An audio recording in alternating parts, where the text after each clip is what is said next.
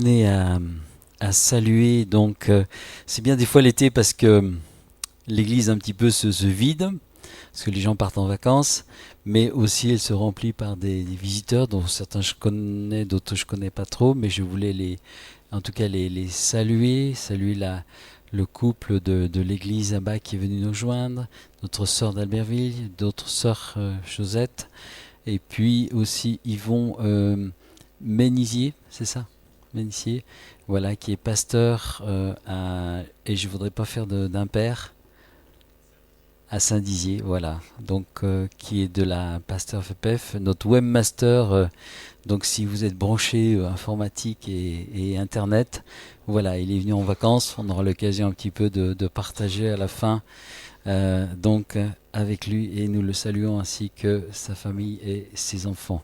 Que Dieu les bénisse pendant ce temps de vacances et que Dieu vous bénisse aussi si vous prenez ou si vous devez partir en vacances. Amen. Seigneur, merci de bénir encore ta parole, de bénir ces instants, Seigneur, de vraiment nous toucher, nous instruire, Seigneur, par la puissance de ton esprit. Seigneur, tu es le roi des rois et le Seigneur des seigneurs. Amen. Desmond Tutu, c'est bien sûr un nom africain, a écrit la colère est une réaction naturelle, mais se venger ne sert à rien. Cet homme, peut-être vous allez être surpris si je vous dis cela, il est archevêque de l'Église catholique, donc d'origine africaine. Cet homme a reçu le prix Nobel de la paix en 1984, et enfant il se rappelle des scènes de violence familiale. Son père, fortement alcoolisé, battait et maltraitait son épouse. Il aurait voulu mettre un terme à cette violence, mais il est incapable parce qu'il était un enfant. Il était incapable d'avoir de la force pour réagir. Parce que sa mère ne méritait pas de subir cette violence. Il comprit pendant ces années deux choses. C'est que le chemin du pardon n'est pas facile. Et la seconde chose, c'est que le comportement de son père, cet agresseur, son comportement découlait d'une souffrance profonde, cachée, qui n'était pas soignée. Alors vous comprenez tout de suite, le thème dont je veux vous parler, c'est le pouvoir du pardon. Le pouvoir du pardon. Et je pense qu'il est bien d'y revenir. Et c'est pour cela que j'ai proposé qu'on l'on puisse faire, nous n'avons pas fait presque pendant 2 semaines, la Sainte Seine à la fin pour un peu conclure comme dans un engagement nouveau, notre foi, qu'elle puisse vraiment s'impliquer dans un engagement nouveau, parce que nous avons besoin d'apprendre et de réapprendre à pardonner. La première pensée que je dirais, c'est que le pardon est une capitulation. On va lire ce texte qui se trouve dans Romains chapitre 12, verset 19.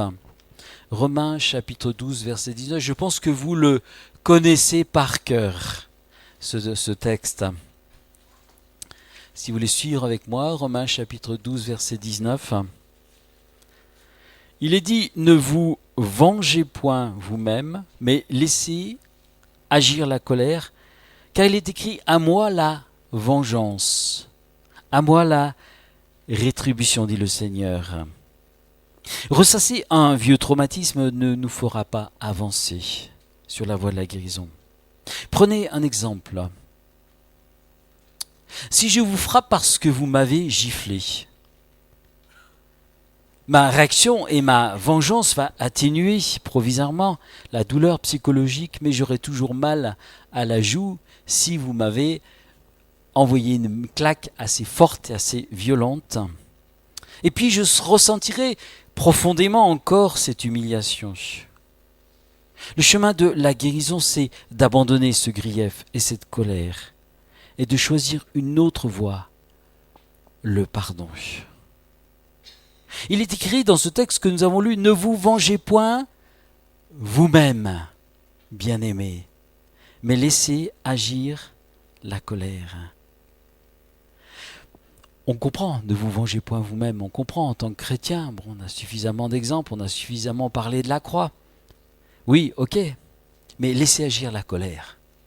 Laissez agir la colère. Est-ce que cela sous-entend que l'on doit laisser s'exprimer la colère? Vous savez, des fois, une bonne colère, ça fait du bien.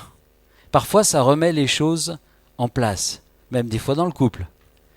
Après, on se pardonne. Mais prenons maintenant peut-être ce texte dans la parole vivante et relisons-le ensemble. Mes amis, il est dit dans ce texte, la parole vivante, ne vous faites pas justice vous-même, ne prenez jamais votre revanche. Laissez à Dieu le soin de faire peser son courroux sur qui il veut, car il est écrit, à moi la colère, à moi la vengeance, c'est à moi qu'appartient la vengeance, c'est moi qui rendrai à chacun selon son dû. Je vous pose alors cette question. Est-ce prêt de faire confiance à Dieu pour qu'il exerce sa justice ou préférons-nous plutôt exercer notre propre justice? Il m'a dit cela, je vais lui répondre avec... il m'a fait cela, tu vas voir, la prochaine fois, je ne le louperai pas. Je parie que certains n'avaient jamais pensé que Dieu exerce sa vengeance et rend sa justice envers ceux qui le servent. On va y revenir plus tard. La deuxième idée que je donnerai, c'est que le pardon, c'est une impulsion que tu donnes à ta vie. Cela va modifier le parcours de ta vie. Il va te faire grandir. Je vous dis cela, peut-être on se dit, oui, mais le pardon, c'est bien, c'est au début de la vie chrétienne, tout cela. Mais je crois qu'on a besoin constamment de revenir à cette table du pardon, de revenir dans cette étape.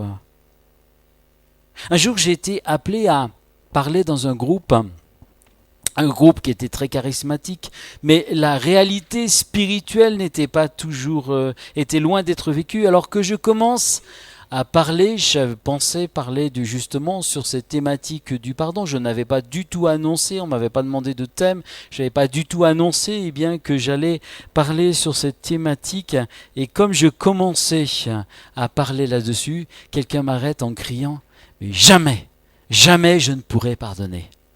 C'était une réaction qui était forte, émotionnelle, violente, mais qui exprimait quelque part ce que la personne vivait. Alors, j'ai continué et puis nous avons continué. Il y avait eu des calomnies, des jalousies, des critiques les uns vers les autres, je l'ai appris après. Et on était dans la méfiance, dans la rivalité, dans la jalousie. Et comment s'est terminée la rencontre? Béni soit Dieu, dans les pleurs, dans les larmes. Chacun confessait ses fautes, se pardonnait, s'embrassait. C'était la réconciliation. Béni soit Dieu quand cela se passe comme cela. L'Esprit de Dieu avait convaincu les cœurs et avait pris la victoire. Tant que vous ne décidez pas de choisir le pardon, vous allez rester prisonnier de cette souffrance. Les gens attendent des fois, « Oh, j'attends que ça vienne. J'attends que l'Esprit de Dieu me convainc. » Non, c'est à toi à décider. C'est toi qui as la clé dans les mains et c'est à toi de saisir cette clé quand une porte est fermée, de prendre cette clé et d'ouvrir cette porte qui est fermée.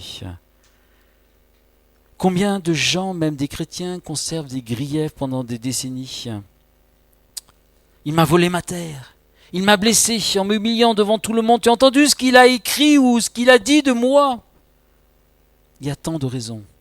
Tant de sources de conflits, des propos vexants, des propos qui sont mal exprimés, qui sont mal appropriés, qui sont parfois mal compris, des paroles médisantes, qui peuvent déclencher de la colère et de l'irritation. Ces haines, je dirais, ces foyers de dispute entre familles ou des fois dans les familles, ces pensées d'amertume qui sont cultivées pendant des années. Pendant des années, les gens conservent ces pensées et ne se pardonnent pas.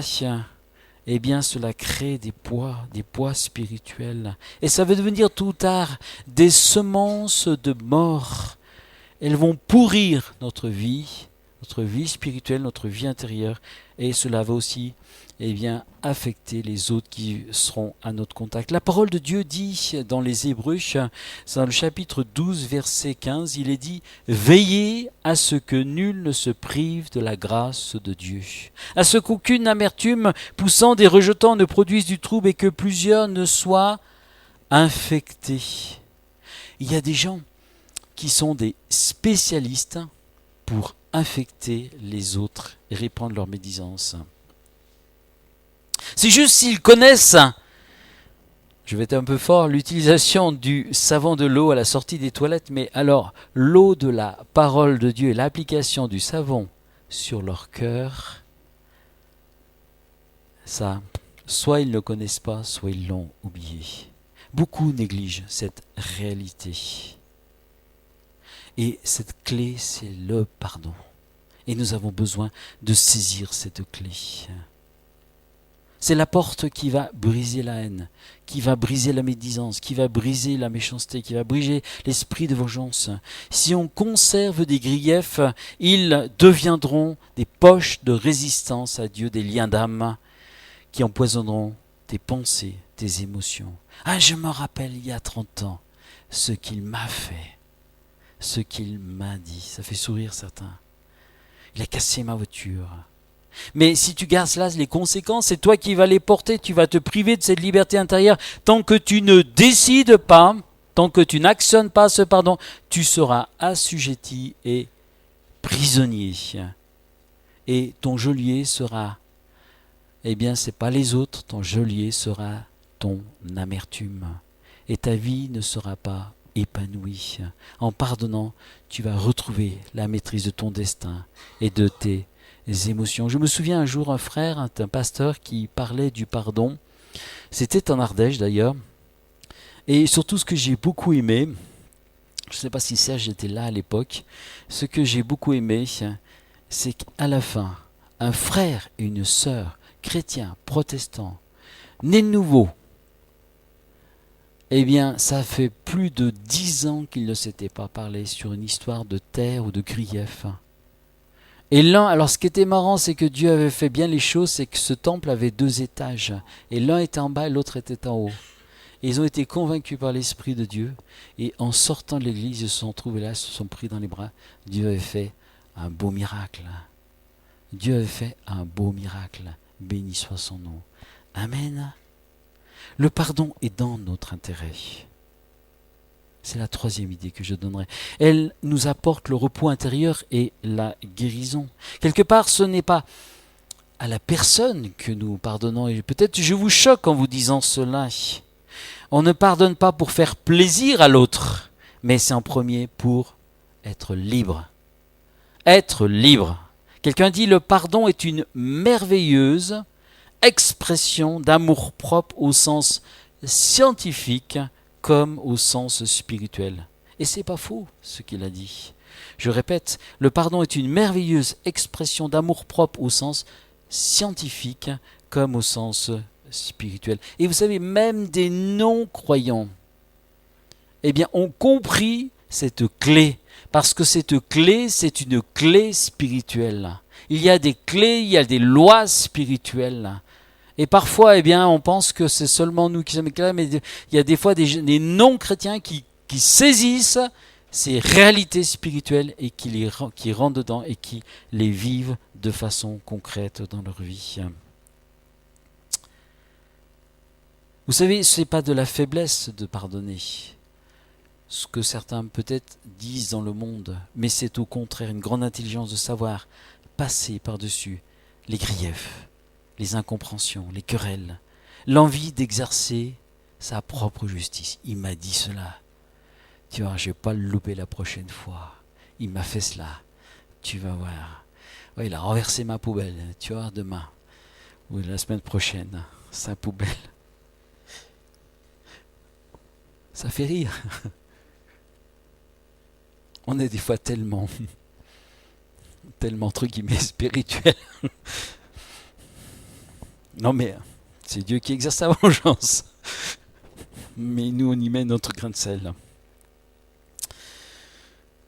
Parfois on passe, vous savez, des fois sur beaucoup de choses, parce que l'Esprit de Dieu a fait un travail dans nos cœurs, et puis le petit truc qui nous arrive, le petit truc que notre épouse va nous dire, ou que peut-être un frère ou une sœur ou quelqu'un dans le monde va nous dire, paf, ça va coincer à ce moment-là, ça va toucher notre ego, et ça devient une montagne. Salomon a dit dans le Proverbe chapitre 19 verset 11, et je vous invite à le découvrir, j'aime beaucoup ce texte, je ne sais pas si je l'ai beaucoup mis en pratique, c'est ce texte dans Proverbe 19, 11, l'homme qui a de la sagesse est lent à la colère, et il met sa gloire à oublier les offenses. L'homme qui a de la sagesse est lent à la colère, il met sa gloire à oublier les offenses. Salomon était un prince, il était un roi. Il était autant, je pense, adulé que critiqué.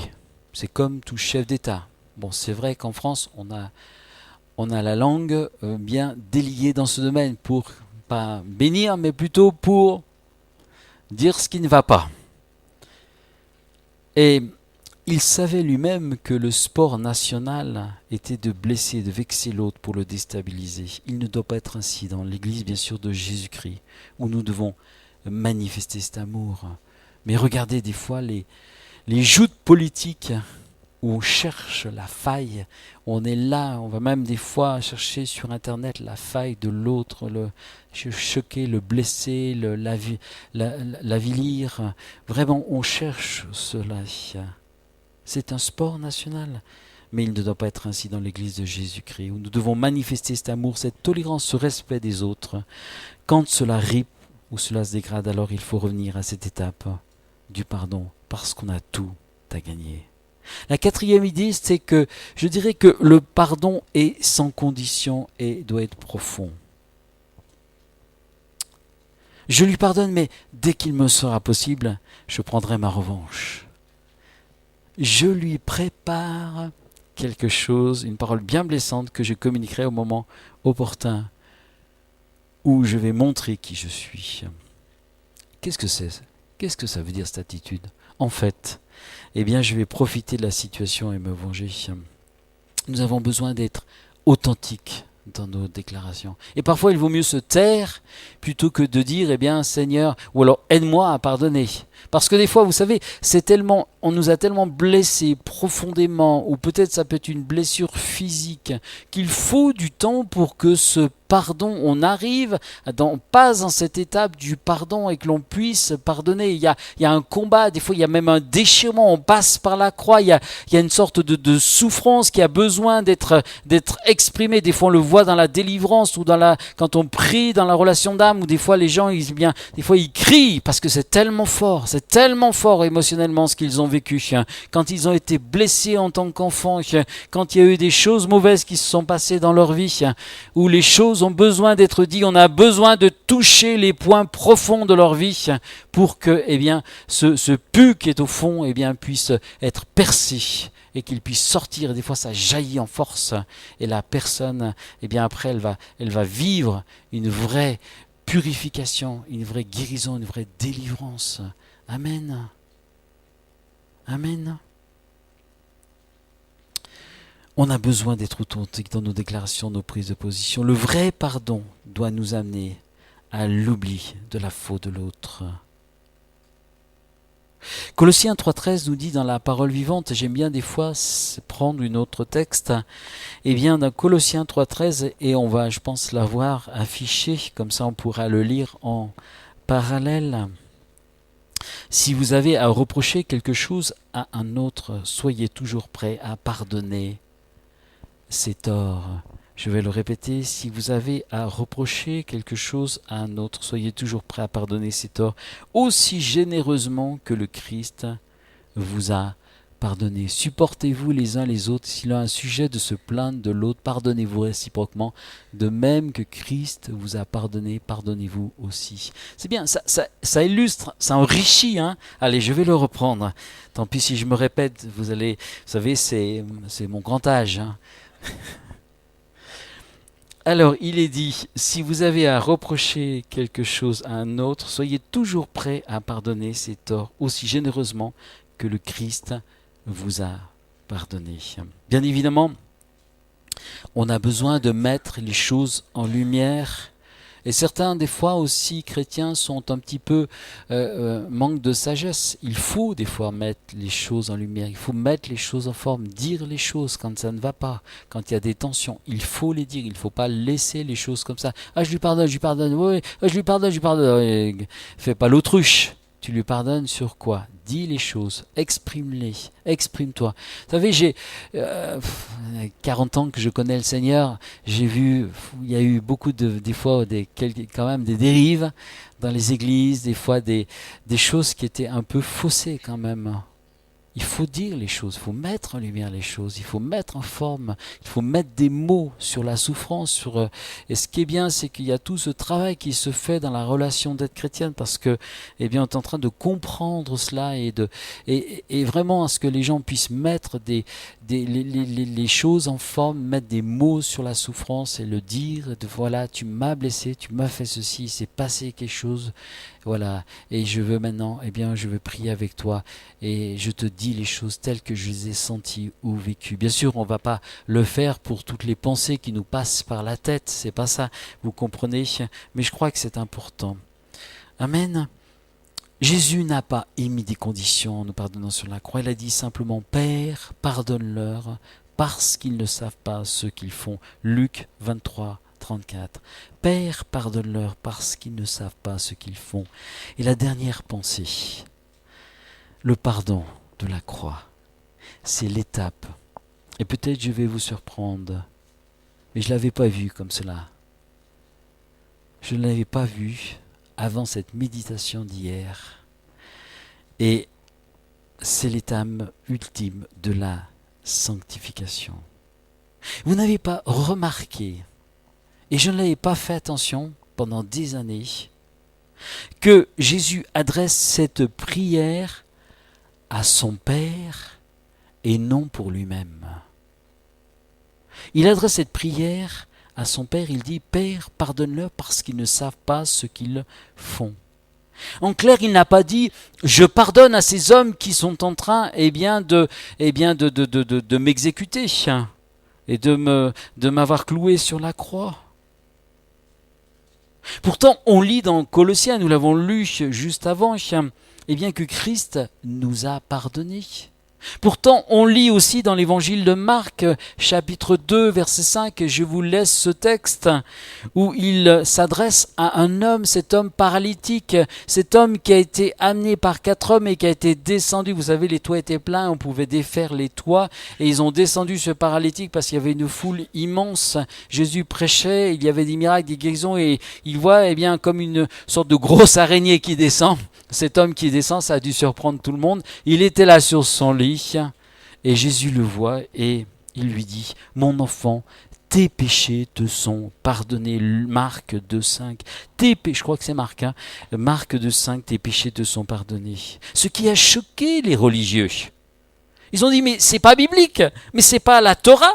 Seul Dieu pardonne. » Et ils avaient raison de le dire. Ils avaient raison de dire que c'est pas vrai, que seul Dieu peut pardonner, que c'est pas cet homme-là qui est prophète, qu'on connaît pas bien, qui fait des miracles, qui bouleverse tout cela. Mais qu'est-ce qui se prend ce gars-là, ce type-là, pour pardonner, pour exprimer ce type de propos? Et cela choquait ces hommes religieux. Certainement, ça a dû surprendre aussi ses disciples. Et c'était vrai. Mais Jésus dira à cet homme de se lever, de prendre son lit et d'aller dans sa maison. Le Fils de l'homme avait reçu aussi le pouvoir de pardonner sur terre, nous dit le texte. Et ce que les religieux et même les disciples ne savaient pas ou ne comprenaient pas. Alors, revenons à notre texte. Nous voyons que là, dans cet évangile, eh bien, il pardonne. Il exprime clairement, eh bien, tes péchés sont pardonnés. Il prend le rôle du Père. Il prend le rôle de Dieu, ce que les autres ne comprennent pas. On a vu aussi, on a lu que Christ nous a pardonné dans Colossiens. Mais pourtant, Jésus ne dit pas sur la croix « Je vous pardonne ». Mais il s'adresse au Père. Jésus, en mourant sur la croix, avait clairement conscience de ce qu'on a vu auparavant, de la rétribution du Père.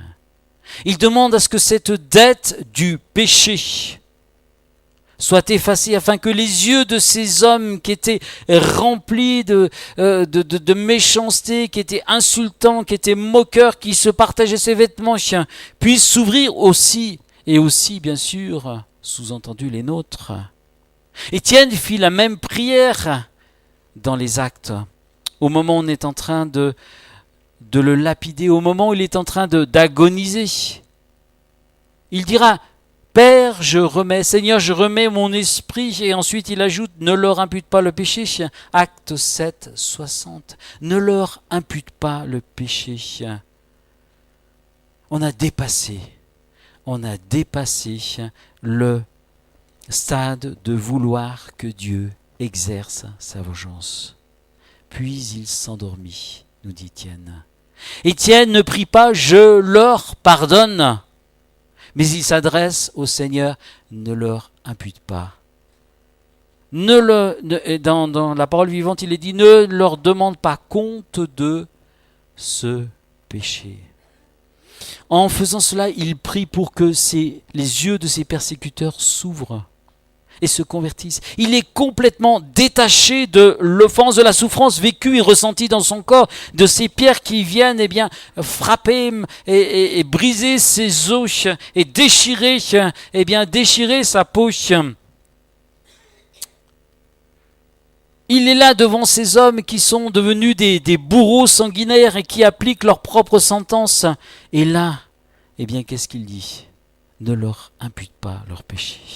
Il est comme Jésus au moment de l'agonie sur la croix où il exprimera « Père, pardonne-leur leur péché » parce qu'ils ne savent pas ce qu'ils font. On n'est plus dans le ressenti de l'offense. Il y a un abandon total entre les mains de Dieu dans lequel l'âme se détache pour rejoindre le Père. Il y a comme une limpidité spirituelle à ce moment-là, une présence puissante de l'Esprit et des anges. La gloire de Dieu est là à ce moment-là. Un déroulement tragique va se réaliser mais la Shekinah de Dieu est là. Étienne est pleinement conscient de cette présence et abandonné entre les mains de son Seigneur qui contrôle toutes choses. Vous ne croyez pas qu'on n'est pas passé à une autre étape ? C'est plus que de vivre, d'apprendre à pardonner jour après jour. On est entré dans un abandon. Et c'est plus Seigneur, je leur pardonne, mais Père, pardonne-leur parce qu'ils ne savent pas ce qu'ils font. Quand Paul était furieux, quand Paul était là, rempli d'esprit de menaces, de méchanceté, de meurtre, l'apôtre qui est devenu après l'apôtre Paul, il a été arrêté sur le chemin de Damas et là, frappé par cet éclair qui est venu toucher ses yeux, il a vu Jésus et Jésus lui a dit « Mais tu ne sais pas que c'est moi que tu persécutes ?» Lui pensait persécuter cette secte de Nazaréens, mais c'était Jésus qu'il persécutait. Vous comprenez que à ce moment-là, il y a comme un détachement, un abandon. Dans Acte 6, 15, il est écrit que le visage d'Étienne était éclairé comme celui de l'ange. Après une longue prédication, et je crois que c'est la plus longue prédication dans les Actes, il exprime clairement la pensée de Dieu. Il leur reproche leur dureté de cœur. Ces religieux sont très agacés et ils grincent les dents, nous dit le texte. Alors Étienne dit qu'il voit le Fils de l'homme debout dans la gloire et en entendant ces derniers propos. Ils sont fous furieux, ils sont hystériques. Ils le saisissent, ils l'attrapent, ils le traînent jusqu'à la porte de la ville et le lapident. Avec Étienne, nous ne sommes plus dans l'apprentissage du pardon, mais dans l'abandon. profond, dans la soumission totale à ce Dieu vivant et puissant. C'est le pouvoir et la puissance du pardon en action. Amen. Dans lequel, eh bien, nous sommes nous-mêmes entrés, nous avons utilisé ces clés, nous devons constamment y aller et aller plus loin. Le pouvoir du pardon. Je vais rappeler les points. Le pouvoir du pardon, c'est d'abord une capitulation. Ensuite, c'est une impulsion que tu donnes à ta vie. Le pardon, c'est pour notre intérêt. Et c'est dans notre intérêt. Le pardon est sans condition et profond. Et le pardon de la croix est l'ultime étape de la sanctification. Est-ce que nous avons appris à pardonner ? Est-ce que nous le vivons encore dans nos vies pour nous apporter le rafraîchissement dont nous avons besoin ? Je ne citerai pas l'exemple que j'ai vécu, mais il a fallu que sur un petit point, et je me suis dit, oula, ben tu es vraiment minable. Et si je vous parle ce matin, c'est parce qu'il a fallu que je capitule sur un petit point. Rassurez-vous, ce n'est pas avec mon épouse, mais c'est autre chose. Mais je me suis dit, mais t'es vraiment minable. T'es vraiment minable. Amen. C'est ce chemin de renoncement, de libération, d'acceptation, de prendre la croix, la mort à soi, pour recevoir et vivre une plus grande liberté. Le pouvoir du pardon, la puissance du pardon. On va prendre la Sainte Seine, mais je voudrais qu'on se lève simplement. Je voudrais qu'on se lève, peut-être après il y aura un chant, mais qu'on se lève, qu'on puisse se dire Seigneur, où j'en suis ce matin avec ce pardon. Regarde mon cœur, regarde ma vie. Et si peut-être que tout est nickel dans votre vie aujourd'hui, eh bien, gardez ces paroles.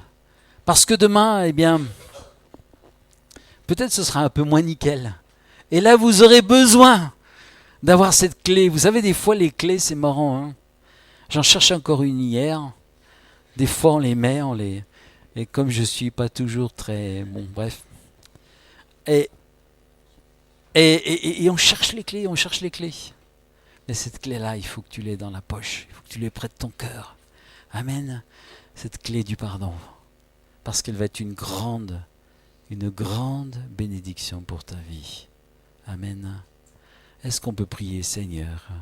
Seigneur, tu vois, Seigneur, eh bien, parfois nous sommes lâches parce que nous ne voulons pas faire ce pas du pardon. Parfois, eh bien, nous te demandons pardon. Parfois, Seigneur, eh bien, Seigneur, c'est vrai que nous professons de belles choses, de belles vérités, Seigneur, mais Seigneur, eh bien, Seigneur, il y a des coins de notre cœur, de notre vie que nous ne soumettons pas à toi, Seigneur, et sur lequel nous ne voulons pas décrocher, nous ne voulons pas plier le genou, nous ne voulons pas abandonner, Seigneur.